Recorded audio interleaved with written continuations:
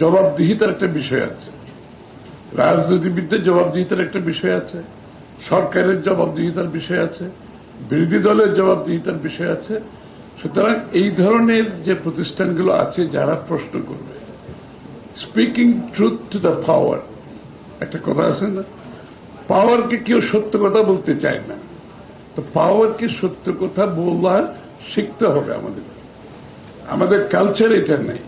পাওয়ারকে কেউ সত্য কথাটা বললেই তার মনে হয় তার অসুবিধা। এখানে অনেকে বক্তৃতা বলতে গিয়ে বলছে আমি কালকে আমার কি হবে আমি জানি না। So there is life after every government, এই কথাটা আমাদের বুঝতে হবে এবং এই কালচারটা ফিরিয়ে আনতে হবে। আর 2 ঘন্টার বেশি দুনিয়ার কোন দেশে মিটিং হয় না, এখন অলরেডি 2 ঘন্টা পার হয়ে যাচ্ছে। আর বাংলাদেশের মতো এত বক্তা দুনিয়ার কোন দেশে থাকে না, sorry to say this thing. আর তৃতীয় কথাটা যেটা বলতে চাই, কারণ আপনি তো সংবেদনশীল হতে হবে, যারা লোকগুলো শুনতেছে ওদের প্রতি তো সংবেদনশীল হতে হবে, তাই না? আমি খালি এখানে দাঁড়িয়ে বক্তৃতা দিলাম, এই ভদ্রলোক মহিলা যারা বসে আছে তাদেরও তো ধৈর্যের সীমা আছে। আর একটা কথা বলি, সম্বোধন পালাটা যদি তুলে দিতে না পারেন এই দেশের কোনো এই কিসের পরিবর্তন আনবে?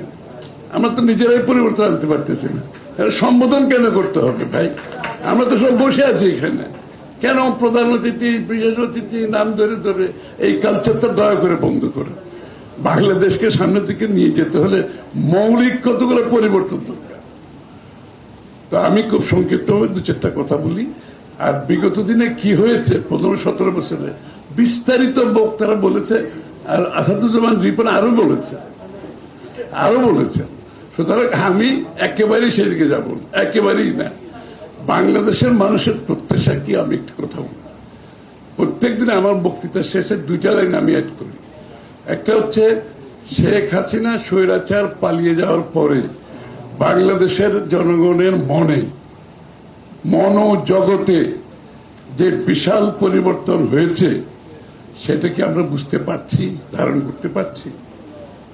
বাংলাদেশের মানুষের প্রত্যাশা, আশা, আকাঙ্ক্ষা আকাশচুম্বী, কিন্তু এই বিষয়গুলো যদি আমরা ধারণ করতে না পারি, সেই রাজনৈতিক ব্যক্তিত্ব, সেই রাজনৈতিক দলেরও কোনো ভবিষ্যৎ নেই।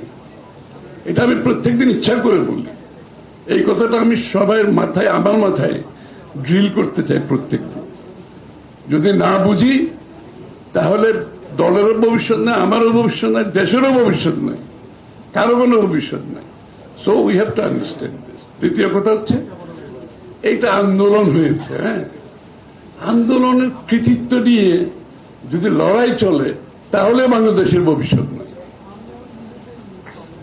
কারণ কৃতিত্ব তো এখন আমি নিজে আমার কৃতিত্ব বলতে পারবো, শেখ হাসিনার মতো ওর বাবা বাংলাদেশ মুক্ত করছে, যুদ্ধ করছে, তাদের দেশ, এটা তো এই একটা কনসেপ্ট কেন এখন বাংলাদেশে চলতেছে যে এই আন্দোলন আমার কৃতিত্ব আমাকে ভোগ করতে হবে, আমাকে বাংলাদেশ চালাতে হবে, বাংলাদেশ কিভাবে চলবে আমাকে সিদ্ধান্ত নিতে হবে, আমার সিদ্ধান্ত না আসলে আমি এটা করব না, আমি সেটা করব না। একটা কালচার, এই কালচার থেকে তো বেরিয়ে আসতে হবে।